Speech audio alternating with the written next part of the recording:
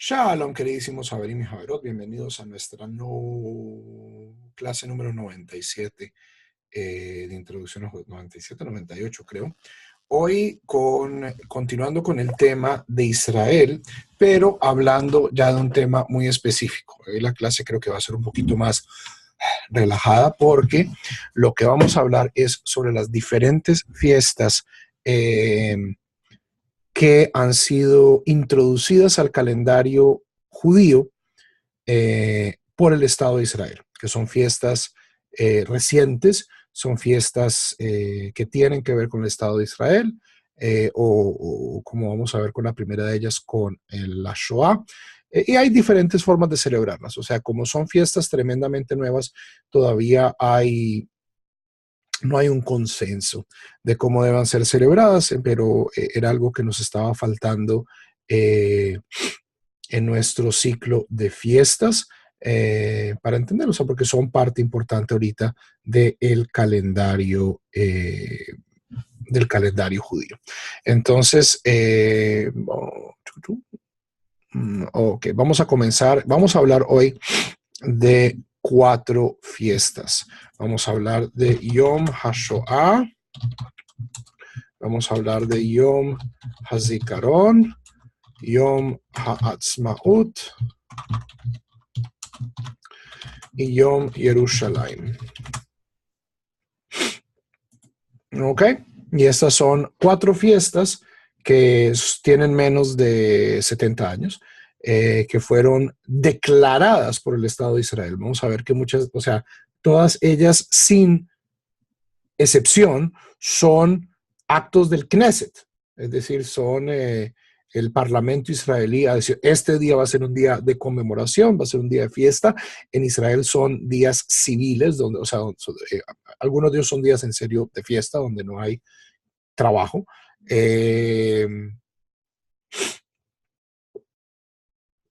Y la pregunta es entonces, ¿cómo debemos nosotros relacionarnos con ellos de una manera religiosa? Si debemos verlos como fiestas religiosas o como fiestas civiles, como fiestas israelíes, ¿cuál debe ser nuestra conexión con ellos? ¿Ok?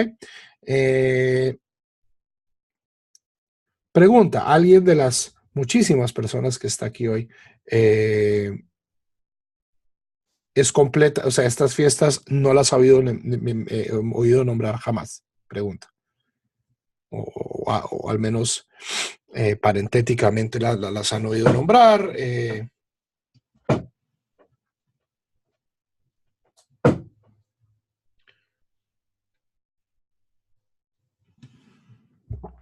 Ok. Además de poquitos, calladitos. Ok, vamos a comenzar con Yom HaShoah. Yom HaShoah es el día, o sea, literalmente el día se llama Yom HaShoah VeHaGevura. El día del holocausto, el día de la Shoah, el día de conmemoración del exterminio de 6 millones de judíos a mano de los nazis, aunque en mi opinión es importante, al menos para mí, comenzar a hablar de los 6 millones y los 5 millones, porque los nazis no solo asesinaron a 6 millones de judíos, sino que también asesinaron a gitanos, testigos de Jehová e incluso ciudadanos alemanes que no estaban de acuerdo al modelo que se habían propuesto de gente pues, que tenía derecho a vivir. Y me parece que especialmente en círculos judíos hay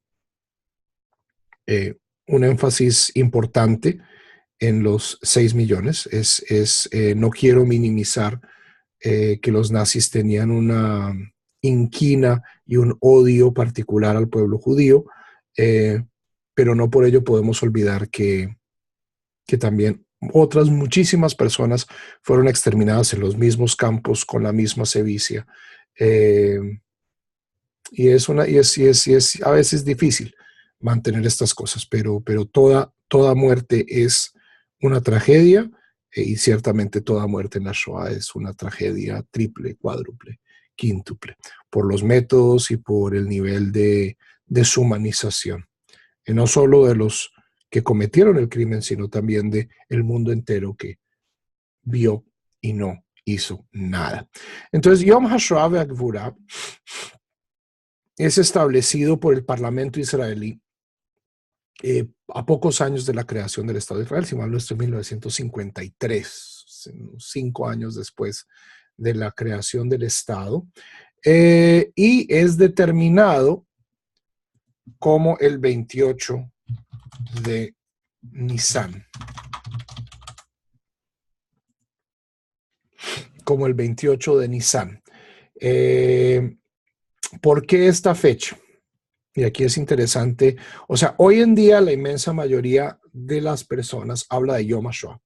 Yom HaShoah, Yom HaShoah, Yom HaShoah, es lo que la gente menciona, pero se les olvida esta segunda parte, Ve'Hagevurah, es el día de la Shoah y del heroísmo, porque para Israel, especialmente en sus décadas fundacionales, antes del juicio de Eichmann, antes de una discusión generalizada sobre la Shoah, el holocausto era un tema espinoso en Israel. ¿Por qué? Porque desafiaba la imagen que Israel quería establecer de sí misma y del pueblo judío. Es decir, Israel es creado como el Estado de los judíos que no se dejan, o sea, todo lo contrario de la Shoah, donde se mostraba a la gente yendo como ovejas a la masacre.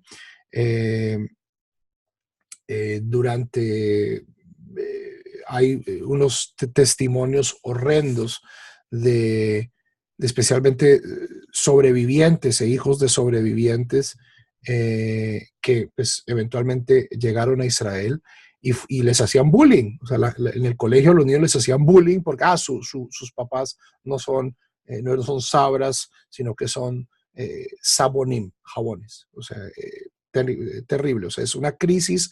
La Shoah es uno de los eventos históricos más horrendos de la historia de la humanidad, y ciertamente pues aquellas personas que la sufrieron de manera especial, es imposible no pedir que haya algo de trauma, o mucho trauma en este caso. Pero al menos la discusión en Israel al comienzo es enfocarse en la Gevurah, enfocarse en que a pesar de que sí, la mayoría de los judíos dócilmente se dejaron exterminar, había judíos que resistían.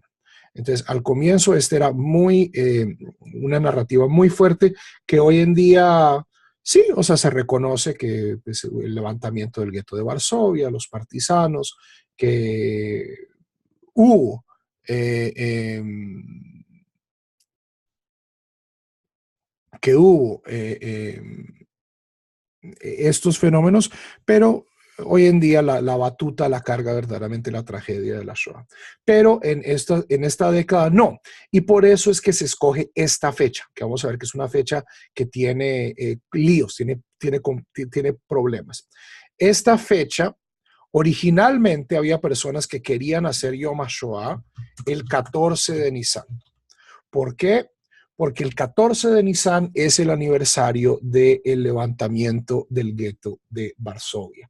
Para aquellos que no saben la historia, les recomiendo que la investiguen. Es posiblemente una de las historias más sorprendentes y difíciles, pero también inspiradoras de la Segunda Guerra, ciertamente de la Shoah, incluso podría decir de la historia judía.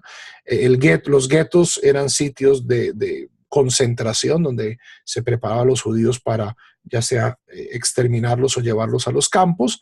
Varsovia era una de las ciudades pues, con más judíos en el mundo. Creo que en Varsovia vivían casi 1 millón de judíos. Pues, por supuesto, el gueto de Varsovia era tremendamente grande y tremendamente hacinado.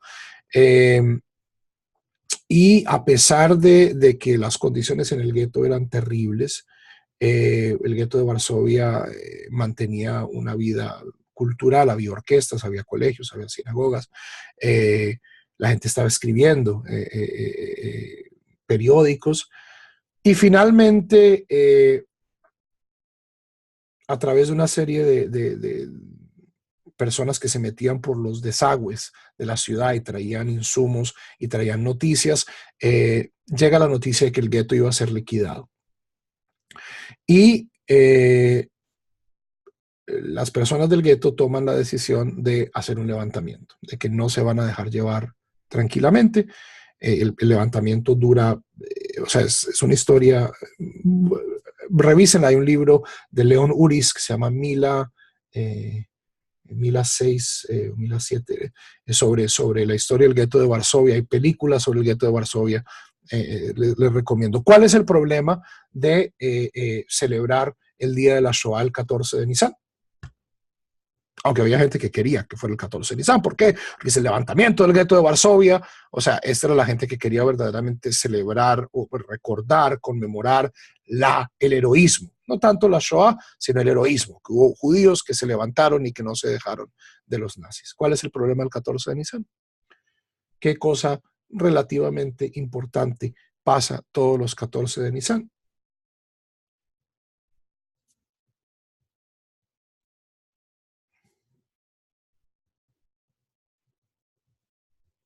No.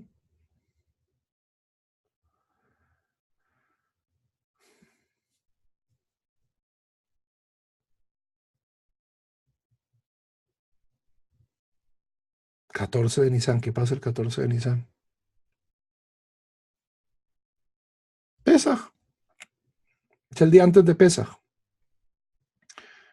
O sea, por eso también o sea, los nazis querían evacuar el gueto en Pesaj. No es la primera. Los nazis tenían, especialmente Eichmann y los altos comandos de la SS, les gustaba hacer esto en fiestas judías. O sea, tenía un carácter simbólico. Entonces, eventualmente, la idea de hacer una fiesta, o sea, un día solemne, el 14 de Nisan, no prospera. Los próximos 27 días, pues, son días de fiesta en el judaísmo, son los 7 días de Pesaj, y eventualmente acaba siendo empujado 2 semanas después. Y este es el día donde se conmemora el día de la Shoah. ¿Cómo se conmemora el día de la Shoah? Aparte, pues, o sea, en los sitios donde hay museos, donde hay monumentos, suele haber ocasiones públicas, suele haber, suelen haber eventos. En Israel hay una sirena de 1 minuto. Las sirenas antiaéreas, el país, por supuesto, está cubierto de ellas. Suenan las sirenas y el país se detiene por 1 minuto en memoria de las personas que perecieron en la Shoah.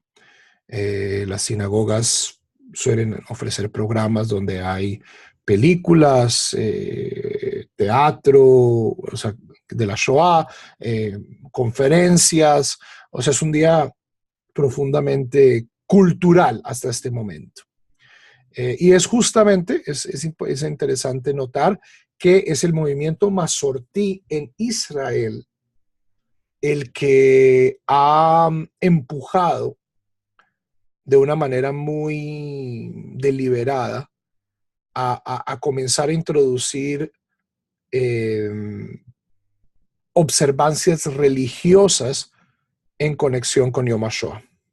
Y esto se manifiesta en dos cosas. La primera de ellas es una sugerencia del rabino Golinkin, que leímos la semana pasada, de declarar Yom HaShoah como un día de ayuno. Es decir, del mismo modo que nosotros el 10 de Tebet, cuando recordamos el sitio de Jerusalén, el 17 de Tamuz, cuando recordamos la ruptura de las murallas, del mismo modo que en el ayuno de Gedalia, que recordamos la muerte de Gedalia que eventualmente llevó a la destrucción del templo, que todos esos son ayunos menores, es decir, ayunos desde la salida del sol hasta la puesta del sol. Cuanto más, con cuánta más razón, o sea, y estos fueron fenómenos que sucedieron hace mucho tiempo, la Shoah es un evento comparable y por lo tanto debemos reaccionar de una manera similar. En el judaísmo, cuando hay grandes catástrofes, la respuesta religiosa es ayunar. Es ayunar. Entonces, de acuerdo al rabino Golenkin, en Yom HaShoah se debe hacer un ayuno menor. ¿Ok? Por supuesto, pues si el 28 de Nisan cae en Shabbat, y esto es lo que también sucede con Yom HaShoah, Yom HaShoah se corre. Se corre por la general el jueves anterior, lo cual pues permitiría el ayuno. Hay un argumento en contra, y es que el mes de Nisan es un mes tan importante en el calendario judío, que es uno de los meses del comienzo del año, que Megilat Ta'anit, que es posiblemente una de las fuentes rabínicas más antiguas que dice que en el mes de Nisan no se hacen ayunos. Entonces hay un contraejemplo de Gilat Ta'anit que dice que el mes de Nisan, del mismo modo que no se hace Tahanun en todo el mes de Nisan, tampoco se debe ayunar. El argumento del rabino Golinkin es que la Shoah es algo tan profundamente único en la historia del pueblo judío que podemos dejar de lado esta prohibición de Megilat Ta'anit y declarar Yom HaShoah como un día de ayuno.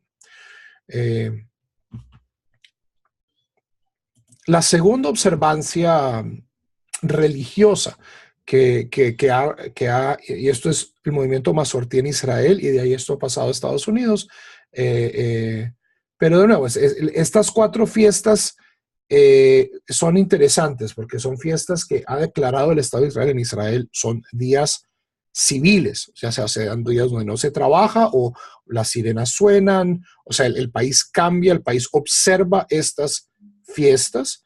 En la diáspora, pues es un día de trabajo como cualquier día, entonces la diáspora ha sido un poquito más lenta para adoptar esto. La otra observancia es Megilat HaShoah, que fue escrita por el profesor Avigdor Shinan, y es una Megilá que recoge 6 testimonios, o sea, esto es basado en testimonios de gente en los campos, de gente en los tránsitos, de gente en los guetos, narrados de varias perspectivas. 6 capítulos, uno para cada millón.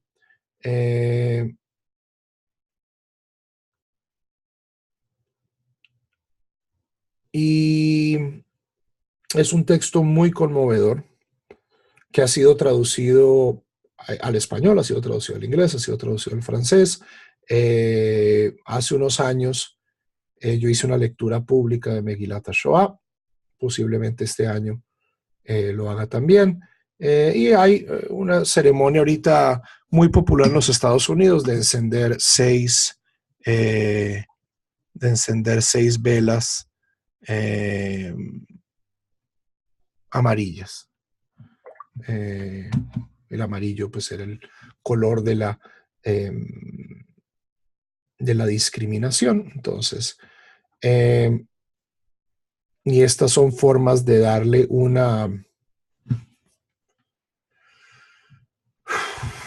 aspecto religioso a una fiesta pues que comenzó siendo una fiesta secular, pero en el judaísmo pues a las tragedias nosotros reaccionamos ayunando y reaccionamos con textos. Entonces, estos son textos nuevos, pero pues son, en mi opinión, esfuerzos muy loables de, de darle sentido a esta gran tragedia. ¿Preguntas?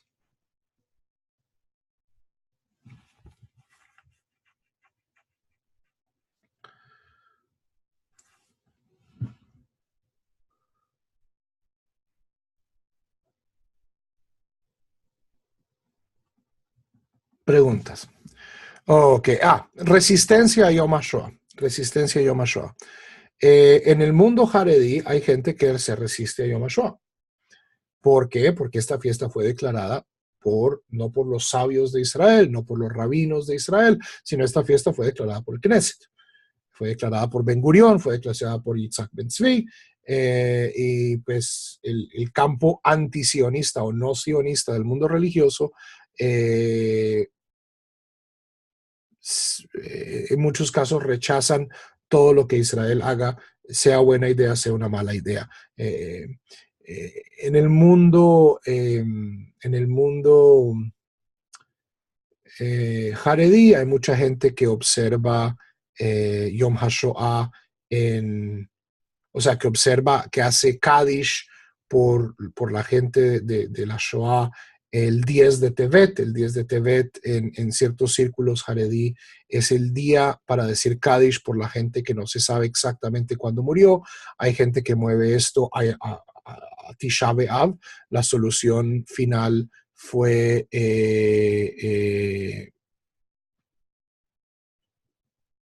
no entiendo la pregunta, Javier. Hay gente, pues la solución final fue firmada el 9 de Av, entonces mucha gente pues pasa esto a Tisha B'Av y rechazan la fecha del 28 de Nisan como, eh, como, como, como significativo y observan recordatorios por la Shoah, pero en días diferentes. Estas celebraciones son celebraciones laicas. Son celebraciones laicas. Esto fue declarado por el Knesset.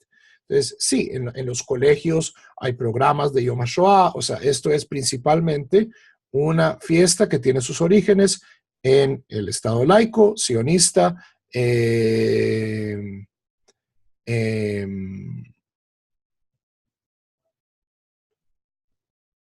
hay personas personas religiosas, o sea, entre más sionista sea la persona, más yo creo dispuesta está a conmemorar Yom HaShoah. Y es interesante, aquí hay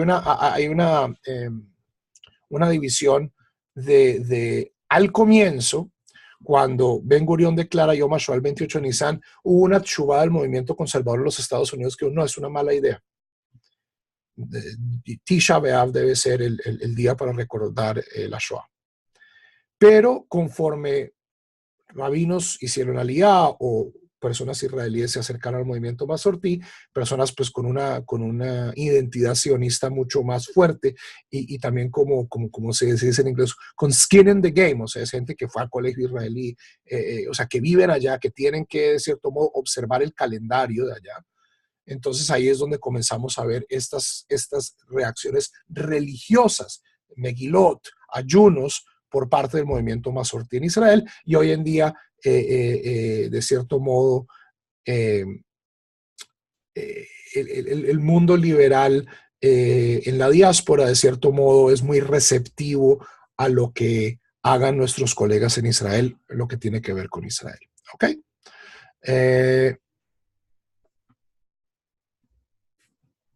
Pregunta ¿el Estado de Israel tiene la expectativa de que el Día de Jerusalén o el Día de los Soldados Caídos se conmemore en la diáspora? Yo no sé si tengan una expectativa. Yo creo que uno de los aspectos menos positivos de Israel es que ellos verdaderamente les importa poco lo que pase en la diáspora. Mientras la plata de la diáspora esté fluyendo, hay a veces muy poca ithashvut, como se dice en hebreo, hay muy poca consideración. Partiendo de la base de que hay un principio fuerte, y era mucho más fuerte antes. Hoy en día, la verdad, Israel ha evolucionado como sociedad. Uno de los principios fundacionales del sionismo es una cosa que se llama Shlilat Hagolah, la negación de la diáspora. Para los pensadores sionistas tempranos, la diáspora era un error. La diáspora es un error existencial. Un judío que vive, y esto lo han expresado incluso intelectuales hasta hace poco, y no personas particularmente religiosas. Hay tendencias religiosas de este estilo, pero por ejemplo, intelectuales seculares como el escritor Aleph Bet Yehoshua, uno de los grandes escritores novelistas contemporáneos de Israel, que dice prácticamente una persona que es judía en la diáspora no es judío. O sea, declaraciones de ese carácter. Entonces, Israel le importa poco.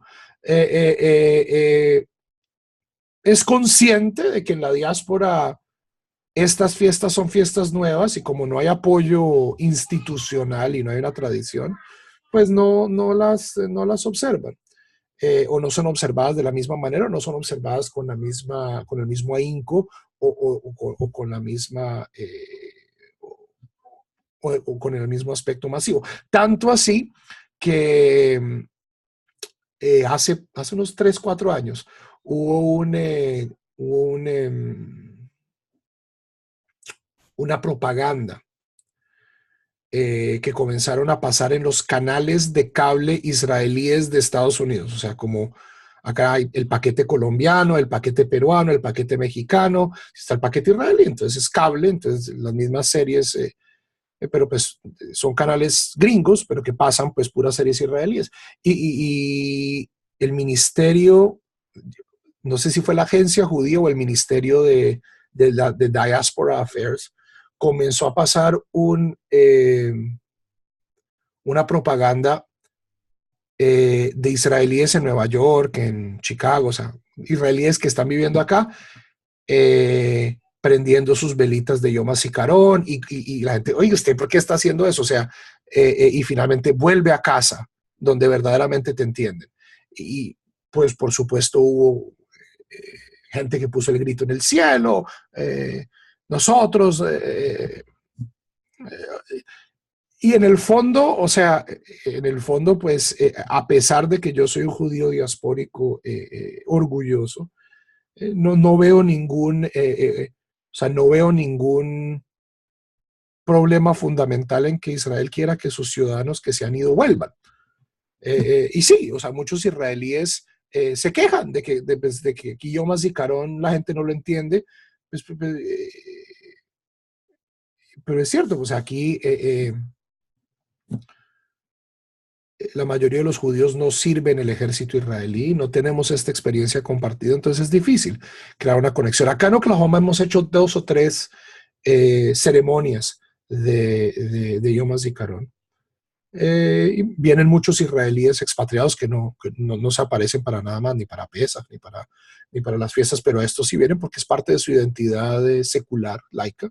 Eh, y algún que otro curioso judío diaspórico, y especialmente aquellos de nosotros que a pesar de ser no israelíes, pero hemos vivido en Israel, pues hemos participado de estas fiestas y entendemos pues cuál es su dimensión. Pero no son particularmente muy celebradas. Yom HaShoah justamente es un día que sí, al menos en Estados Unidos, pega muy duro. Yom HaShoah, de estas 4 fiestas, es posiblemente la más exitosa en la diáspora, con Yom Ha'atzmaut. Yom HaZikaron, o sea, Yom HaZikaron, como es el día de los soldados caídos, requiere, o sea, una experiencia de haber estado en el ejército. O sea, hay gente que celebra Yom HaZikaron sin haber ido pues jamás al Tzahal, pero pues es más difícil de observar, ¿ok? El número de las muertes en la Shoah es el mayor en la historia de Israel, posiblemente. Posiblemente la Shoah sea el evento histórico más mortífero, ciertamente en términos netos, en términos de, o sea, 6 millones de judíos, pero posiblemente en el pasado hubo al menos un evento que proporcionalmente pudo haber sido tan trágico proporcionalmente, que es las persecuciones adriánicas. Años 135, Bar Kokhba, Rabbi Akiva, todo esto que ya hablamos, donde, y esto pues no tenemos estadísticas sólidas, pero se habla que pudieron haber muerto, que pudo haber muerto un tercio de la población judía. Por supuesto, la población judía en ese momento era 1 millón, no 15 millones o 16, 18 millones. Entonces, con datos y números exactos, sí, la Shoah es sin lugar a dudas el evento más letal y más mortífero que hemos sufrido en nuestra historia, aunque posiblemente proporcionalmente hay eventos en el pasado que se pueden acercar. Pero pues no tenemos estadísticas de Roma. En general, los textos antiguos, como los textos modernos, cuando hablen de muertos, siempre hay que ver quién está contando y para qué está contando. Como decía Mark Twain, hay mentiras, hay mentiras tremendas y luego tenemos las estadísticas. Entonces, pero sí, sin lugar a dudas es el evento más letal. El número de 6 millones es el consenso de los scholars. Hay gente que dice que son más, hay gente que dice que son menos, pero pues cuando estamos hablando ya de esta cantidad de muertes, pues es algo que uno se queda sin poderlo procesar. No, ok. Yom HaShoah. Pasamos a Yom Ha'atzmaut, Yom HaZikaron, que son una pareja. Yom Ha'atzmaut, Yom HaZikaron son días gemelos.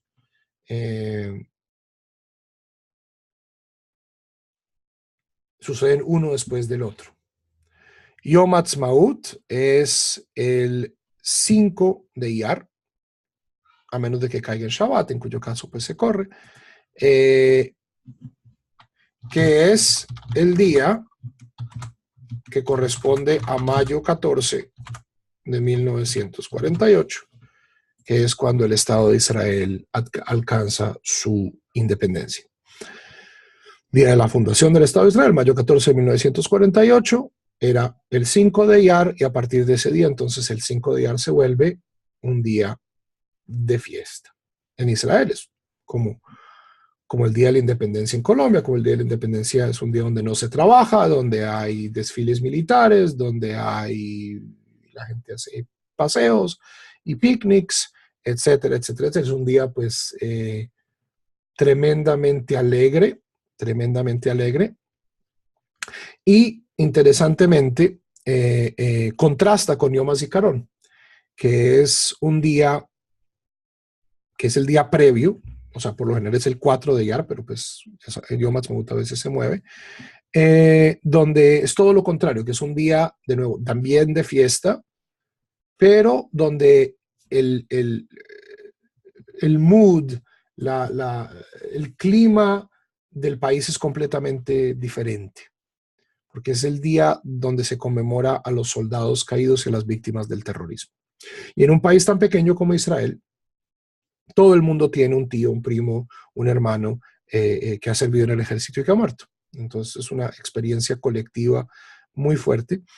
Y es un día donde, por ejemplo, la televisión y la radio solo pasa cosas tristes. O sea, imagínense esto, o sea, por ley, las estaciones que uno diría en Colombia son estaciones de chucuchucu, de reggaetón, de música, pues, cambian su programación completamente. Y es pura música, pues, de la memoria, que Israel como nación tiene un repertorio muy grande. De música del soldado ausente, de la mamá que viene a llorar. O sea, hay todo un género de música, de películas. Si ustedes han visto la película Kippur, creo que es de Amos Gilad, es una película sobre la guerra de Yom Kippur.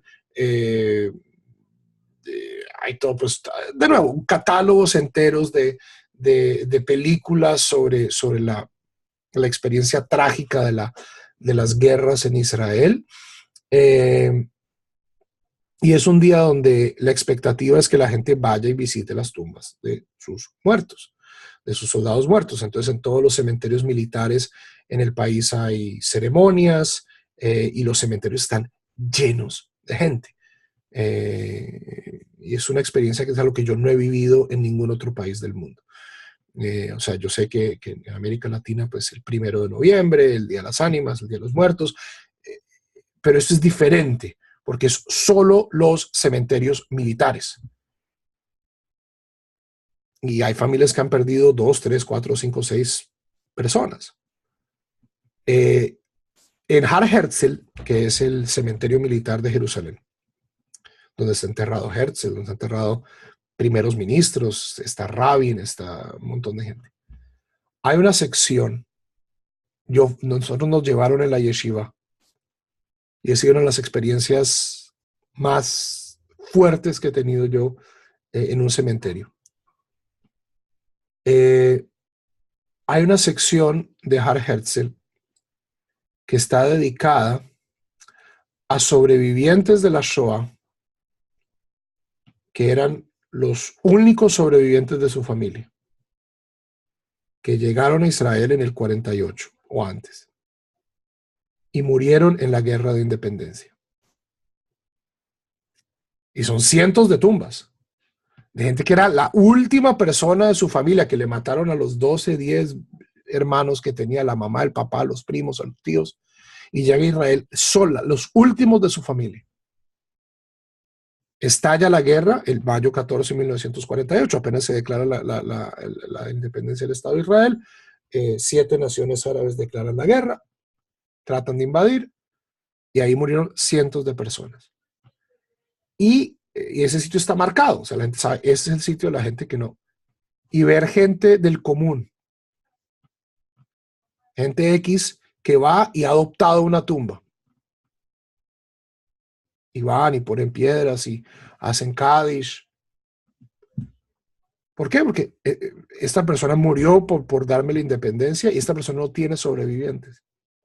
Entonces es una cuestión de responsabilidad social, de responsabilidad del pueblo, que a mí me sorprende y me conmovió muchísimo. Y me conmovió muchísimo. O sea, haciendo un poquito de conexión con la clase de tefilología que acabamos de estudiar. Esa es una de las cosas hermosas de ser un pueblo a la vez que una religión. Es pensar que si yo me muero y no tengo descendencia, alguien en el pueblo va a encontrar ese nivel de conexión de ir y visitar mi tumba por lo que yo hice por el pueblo.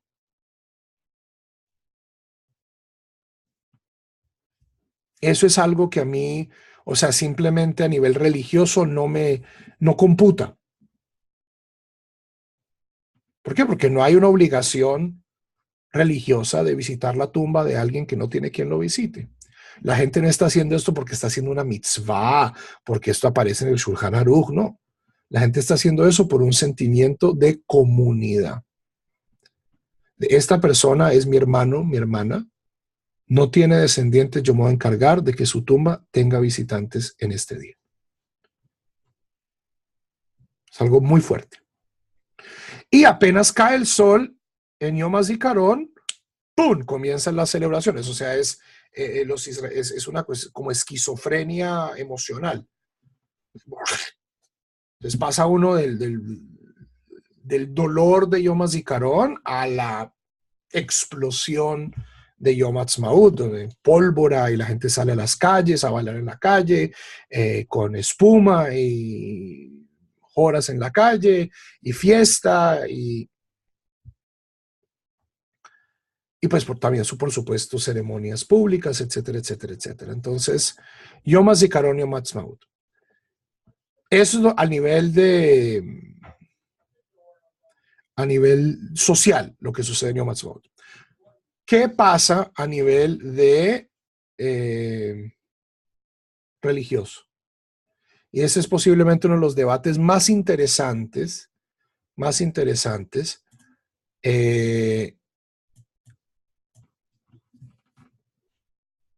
en mi opinión, hoy en día dentro del pueblo judío, es cómo reaccionamos religiosamente a Yom Ha'atzmaut y a Yom Yerushalayim. El debate es muy similar.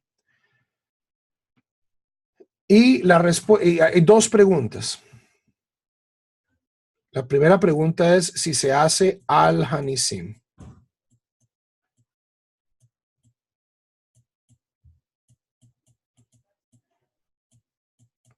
Al-Hanisim es un párrafo que se añade a la penúltima verajá de la Midá en Hanukkah, en Purim.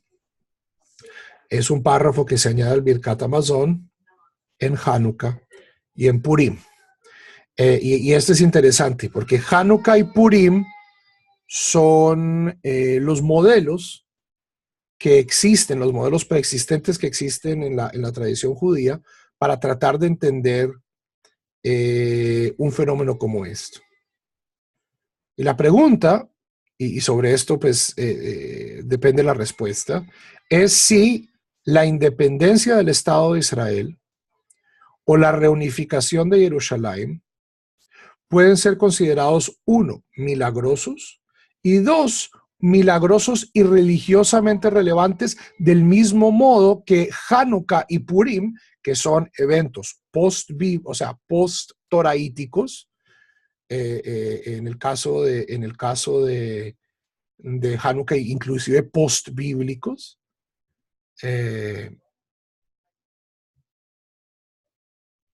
Si se puede considerar que la independencia de Israel cae bajo la misma categoría. Entonces, se añade el Al-Hanisim y en Hanukkah se recita Halel. Se recita el Halel. En Purim no se recita Halel porque, nos dice el Talmud, el milagro no ocurrió en Eretz Israel. Pero en este caso, el milagro en efecto ocurrió en Eretz Israel. Y Hanukkah y Yom Ha'atzmaut son muy similares, es decir, es un momento donde un grupo no particularmente santo, porque los macabeos, a pesar de su fanatismo religioso, como se recuerda en nuestra clase de Hanukkah, no eran santos de la devoción de los rabinos, porque eran saduceos. Persiguieron incluso a los fariseos. Cuando un grupo se levanta, alcanza soberanía, alcanza la independencia del país. Y en el pasado, pues, se establecieron una serie de observancias, Halel específicamente. Sí, en Yom Ha'atzmaut y en Yom Yerushalayim podemos decir Al-Hanisim y Halel. Y esta pregunta se ha vuelto una prueba de pH, un litmus test para esta idea de Reshit Smihat Geulateinu, de la que hablamos hace 3 semanas. ¿De qué tanto significado religioso podemos nosotros adjudicarle al Estado de Israel? ¿Ok? Entonces, la respuesta a esta pregunta de si añadimos al Hanisim o Halel, básicamente está dividida en tres grandes grupos. Hay 4 posibles respuestas, pero en general son tres grupos. Aquellos que dicen no, Beshum Panim Beofen Lo, que son por lo general los rabinos anti-sionistas o no sionistas. ¿Ok? Satmar Rebbe, el Rebbe de Lubavitch, que a pesar pues tiene una relación interesante con el sionismo, no se hace Halel, no se añade el Hanisim. Usted quiere ir y comer, incluso hay grupos que no celebran, no salen a las calles, no hacen picnics, o sea, para ellos es un día, es un asunto de dafkaut, de decir, yo no celebro Yom Ha'atzmaut. Eso es en un fin del espectro. En el otro fin del espectro tenemos rabinos como el rabino Shlomo Goren. El rabino Shlomo Goren, el gran rabino ashkenazí en los 60s, en los 70s, fue el rabino que estaba ahí cuando el Cótel fue liberado, cuando la reunificación de Jerusalén. Y esta es la gente que verdaderamente cree a carta cabal en Reshit Smihat Gulatino, que el Estado de Israel tiene una dimensión religiosa tan relevante y tan importante como los macabeos. Y dicen, claro que sí, se dice Al-Hanisim y se dice Halel completo. Se ha dicho de paso, la inmensa mayoría de los rabinos masortí caen en ciertamente en Israel, en la diáspora. Ahorita tenemos una discusión un poco más interesante, pero al menos hasta hace 10 años esta era la actitud estándar de los rabinos, ciertamente conservadores, buena parte de los rabinos reformistas y de la ortodoxia sionista. Y en la mitad tenemos rabinos como el rabino Moshe Feinstein, como el rabino Ovadia Yosef, como el rabino Soloveitchik, es decir, rabinos centristas que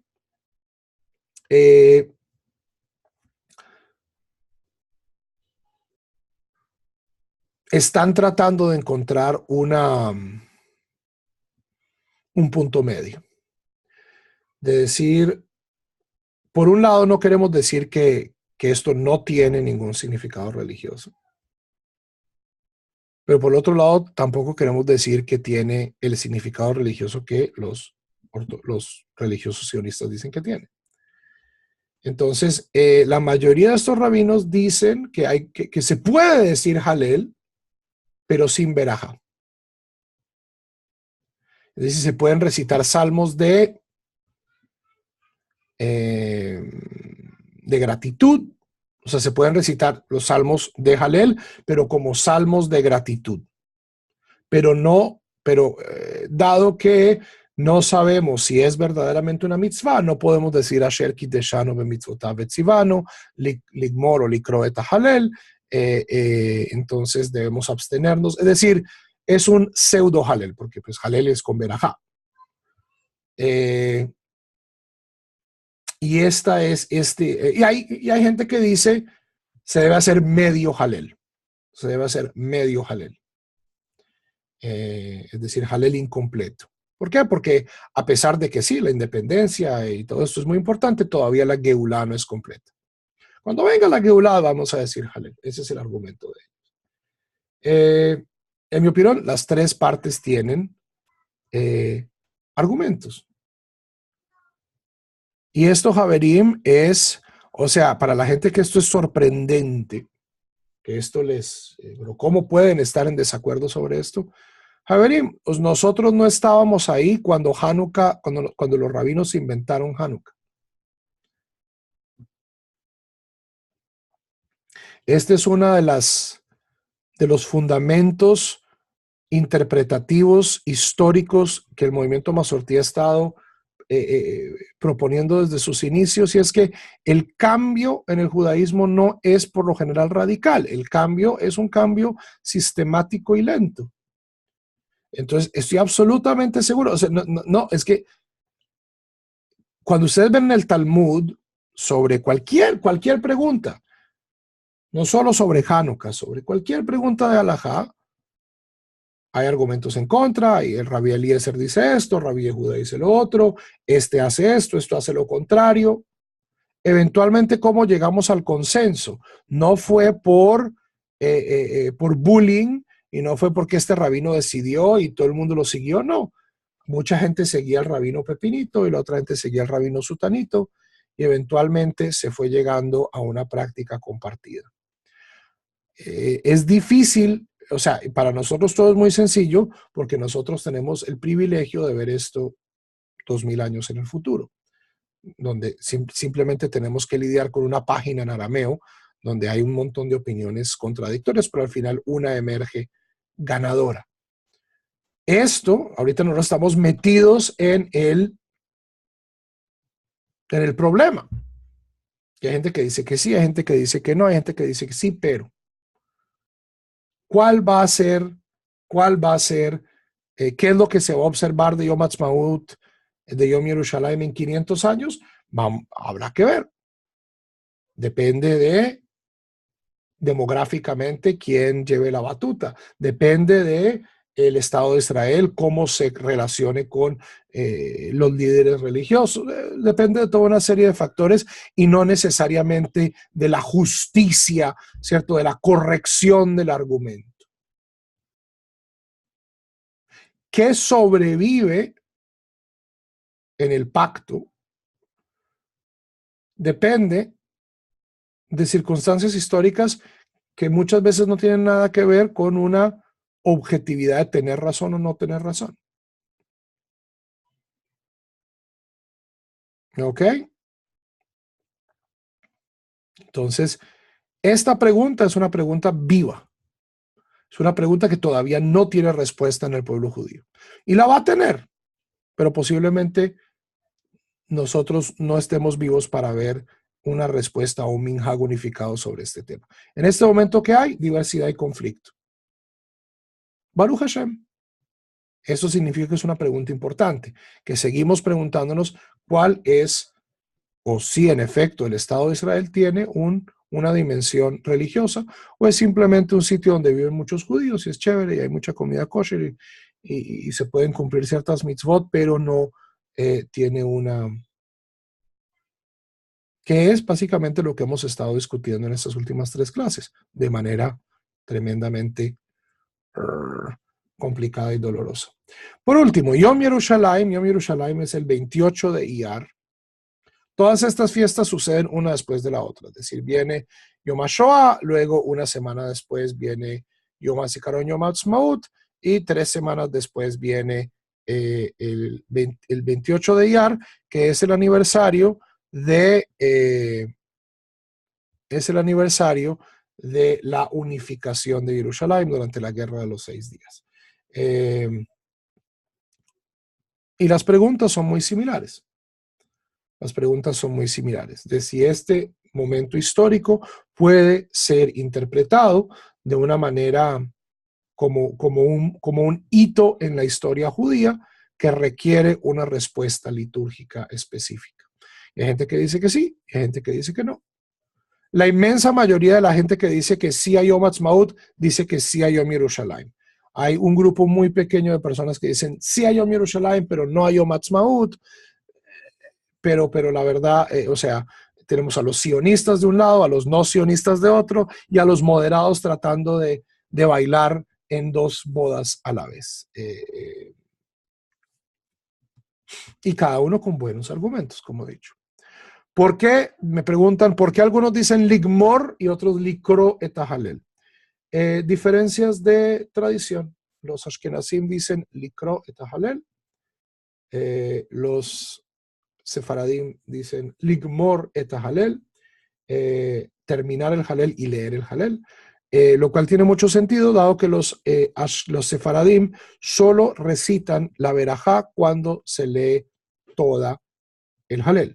Es decir, en Hanukkah, en los primeros días de Pesach, en Shavuot y en Sukkot.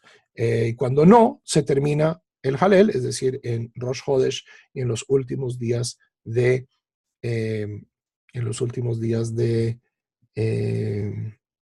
Pesach.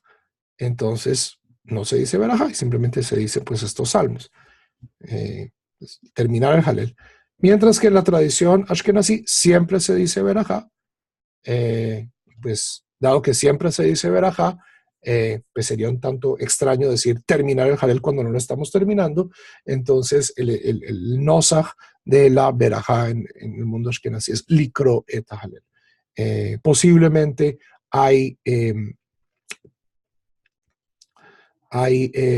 diferencias de fondo en el desarrollo de este minhag, pero no las conozco. ¿Ok?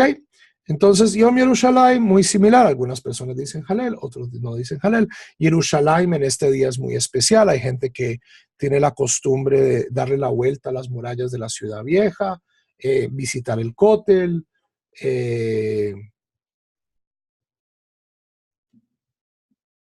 Son fiestas que están todavía cocinándose.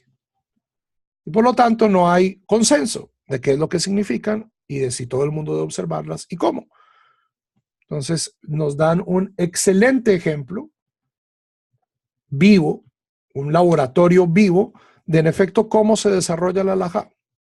Porque nosotros pensamos de manera equivocada que el desarrollo de la halajá siempre ha sido mamey, siempre ha sido, el rabino Perencejito, que es muy importante y muy famoso, dice y todo el mundo le hace caso y es palabra de Dios, te alabamos, Señor. Y no es así. El pueblo judío es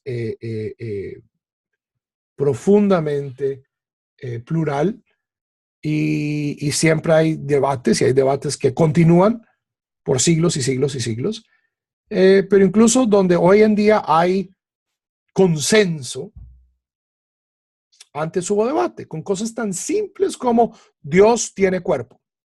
Hace 10 siglos estaban viéndose a los golpes, quemando los libros del Rambam, gente diciendo Dios tiene cuerpo, gente no, Dios no tiene cuerpo. Hoy en día la inmensa mayoría de los judíos, pero decir que la totalidad de los judíos piensa que Dios no tiene cuerpo. Es la única batalla que ganó el Rambam. Pero estén ustedes en Francia o en España en las primeras 3 décadas del siglo XIII y ustedes no pueden asumir que todos los judíos pensábamos que Dios no tenía cuerpo.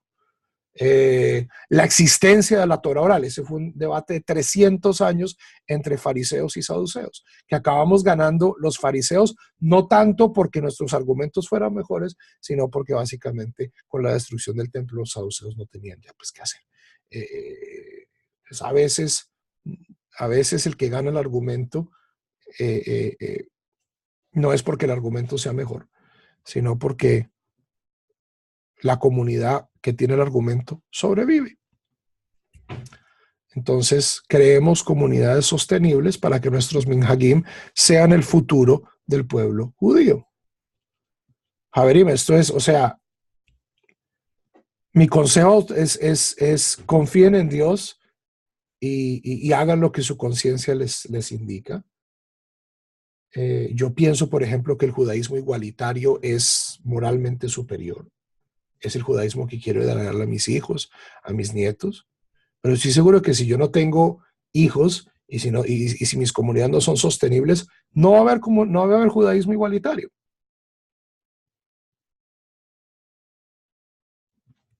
Vamos a lo que hablamos en la clase de tefilalogía. ¿Quién define el Brit? ¿Quién define el Brit? Las condiciones originales del Brit son definidas por Dios. Pero los que acabamos definiendo el Brit en su práctica es el pueblo judío. Entonces, si el pueblo judío acaba siguiendo una forma particular de judaísmo, eso es lo que el Brit va a hacer.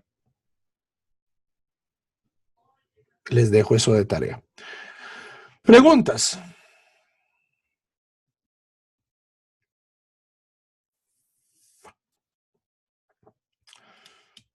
No, ok.